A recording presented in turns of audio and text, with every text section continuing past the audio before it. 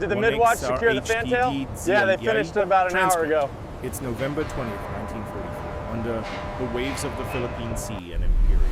Japanese Navy I-47 submarine pushes through the dark waters. It's on a deadly mission and carrying a lethal cargo of 4 secret weapons. Inside the I-47, Lieutenant Sekio, Nishina stares at his old friend's ashes, bracing himself for what is to come. Captain lets him know he has arrived at the location. He carefully holds the box as he walks to his face. The open hatch beckons him to his final voyage in a weapon of his own design, a weapon that promises to change the tide of the war.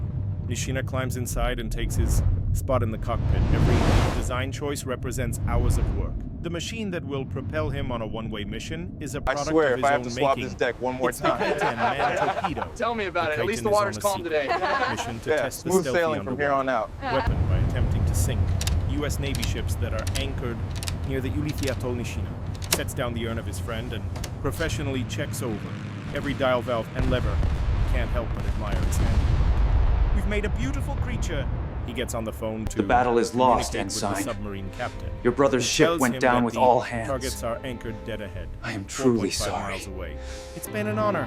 The Kaitens are released from the mothership of the submarine, each one being steered practically automatically, heading to the bearings that have been set on the rudimentary autopilots. But the speed is undeniable. These are the fastest manned submarines in the world at the time.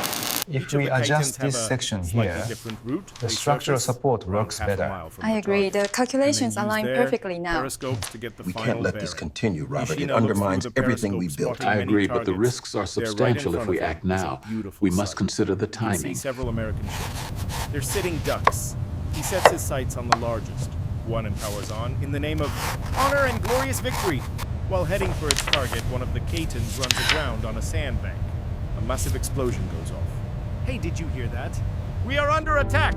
We can't see anything, and the Americans are now warned that something is going on. American sailors rush to the edge of the ships, out into the distance, but can't see anything inside as Kaiten Nishina carefully maneuvers.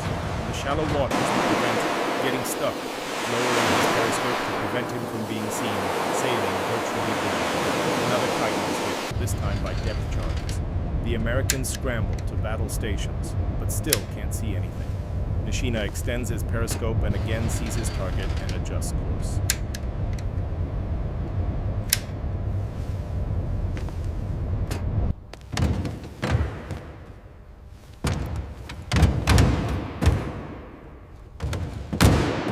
The USS Mississauga, Get a everyone massive off oiler. the beach and secure He the turns high towards ground. it, aiming We square at apologize its for the center. inconvenience. In the distance, the third Kaiten gets stuck on Torpedo now. Its struggling Alarms engine active. pouring out smoke that alerts the enemy. Everybody to the American staging area forces now. spot the periscope of the Kaiten, tangled in the net, and they open fire, tearing the relatively tiny submarine to pieces. Nishina hooks it in the sea.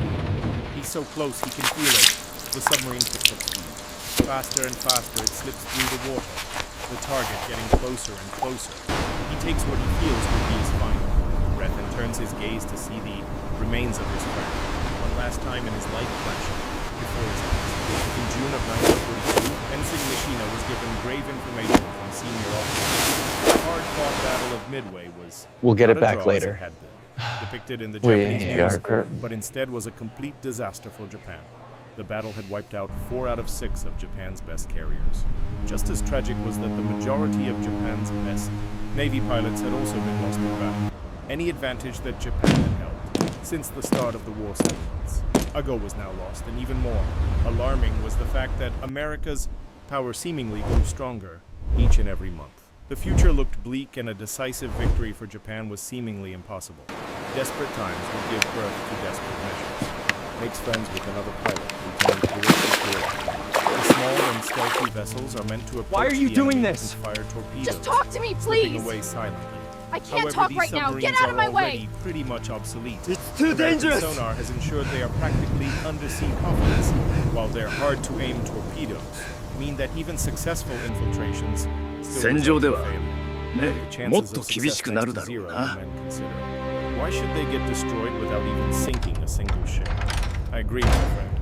I would want to take at least one of the American ships with me if I were to lose my life with his friends. Words of thought dance on Nishina. What if they turned the submarines into torpedoes? The pair stare at each other in mutual understanding. The war is going poorly for Japan, and the Americans have many more ships and men. And so the two friends begin to draft sketches, long before the infamous kamikaze have been brought into service. Kuroki and Nishina make a plan to use the same tactic, but under the sea. They submit their proposals, but the officials ignore them.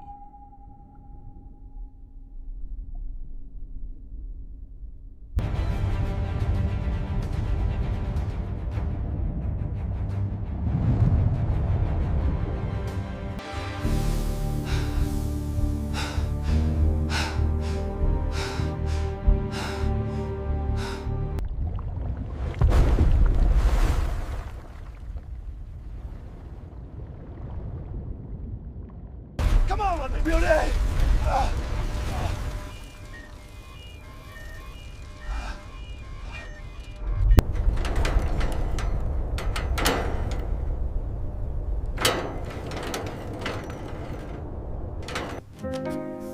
My fault alone.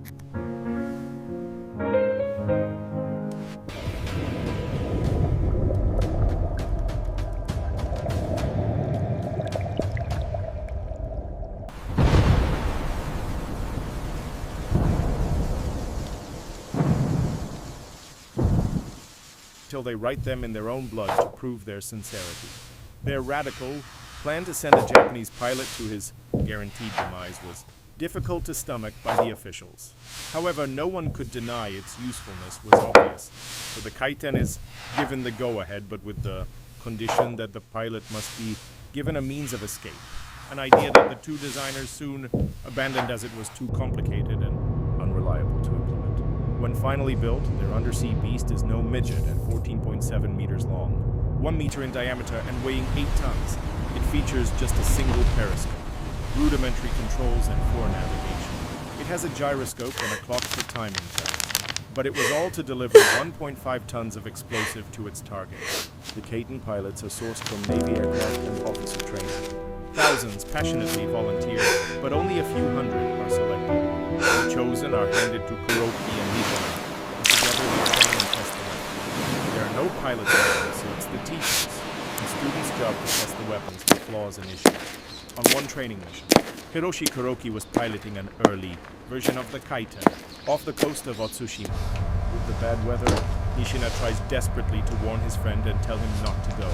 The weather is poor, but Kuroki insists on moving forward, saying the conditions would be similar to those on combat missions. He dives and pushes on with the training.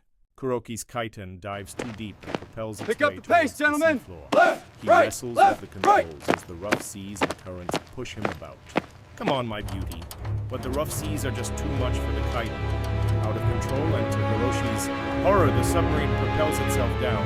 To the into chosen the ocean few, floor. may your skies Hiroshi be tries clear everything, and your but aim it's no true. use. Cheers! This Here, here, seaman's with to his own victory. design is now his undersea prison. He silently curses himself for abandoning the design of the escape hatch the Japanese Navy had insisted upon, but he also realizes that the water Good evening, pressure of this everyone. depth would have made it impossible It is a to true use. honor to be Thinking here quickly, tonight he tries to make some among noise. so many Every friends 5 and minutes colleagues. he releases air. Way to from the go! compressed air bag. Congratulations! The intention was that the bubbles would alert the surface. We are vessels of so his proud location. of you. At the surface, the bad weather and low light make this plan futile. Out of options, Kuroki calmly picks up a pen and writes a detailed incident report, insisting that the accident was entirely his fault, and that Nishina and the others, who had warned him of the bad weather, were not responsible. He finishes the letter with these words: "Long live the Emperor. Long live the Empire of Japan. Long live the Imperial Navy."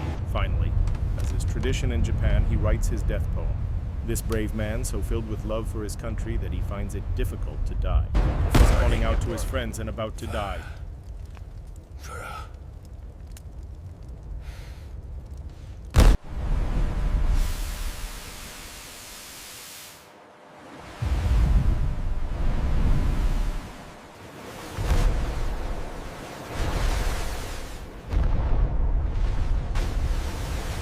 Hours after the All impact, systems dead nominal. from oxygen deprivation. Commencing He was just orbital 22 insertion years old. burn. The We are accident was officially devastating underway. for Nishina. who looked forward to dying a glorious death alongside his friend. Now all he could do was press on. Alone eventually, the crews are deemed mission ready. The first mission is scheduled for November 20th, 1944, November 6th. The men throw a party for the fortunate. 12 pilots selected for the first attack. Among them is Nishina. They celebrate with sake and hachikura. Towards the end of the ceremony, they are given swords, and they are chosen give speeches. During his speech, Nishina reveals he will go into battle alongside his fallen friend, Hiroshi Kuroki. He is going to take his ashes on board. Kaiten number 1 fulfill their promise to each other of attacking enemy ships together. Speed gauge climbs, 20 knots, 25, then 30. Ferry them close to battle. Aboard the submariners, treat the pilots with the So I told him, respect. that's not a The crew codfish, watches that's on my solemnly wife. as the 4 pilots board the 4 craft. You Kuroki rascal. and I are honored He to be actually the first believed to you. pilot our weapon into combat. For Japan and the Emperor, the Japanese people will remember your honorable sacrifice. The crew of I-47 present, therefore, Kaiten pilots with a painting made by one of the crew members of a Kaiten destroying an American ship. It is to be gifted to the Emperor. Hang on, clear The the 4 breach. pilots Get each enter a ground, submarine of their own, and the mission is on. Moments later, the latches release, and the phone line. He's at full speed now, at 30 knots or 34 menopause, but he hardly notices the noise of the engine, and the rushing of the water and sound fades into the distance as he considers his fate. We've made it. My friend, Nishina closes his eyes. The warhead of his Kaiten touches the USS last one Mississauga's left. hull. The shock of the impact sets off the explosive charge.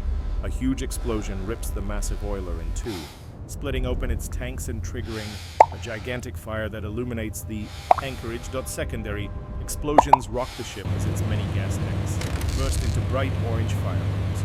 The ship burns out of control and sinks, claiming the lives of 63 men. Watching the Kaiten's explosions in the distance, the submarine crew believe that all 4 were successful and report a much higher success rate than happened in reality. This false report inspires the Japanese to try more Kaiten missions, but very few are successful. In total, 106 young men sacrificed their lives to the machine. According to United States sources, only 3 ever hit their targets, claiming the lives of 187 Americans. The pilots who volunteered to sacrifice everything for their homeland are remembered in the Kaiten Memorial Museum, located in the village, on the island of Otsushima, where the men trained for their last mission.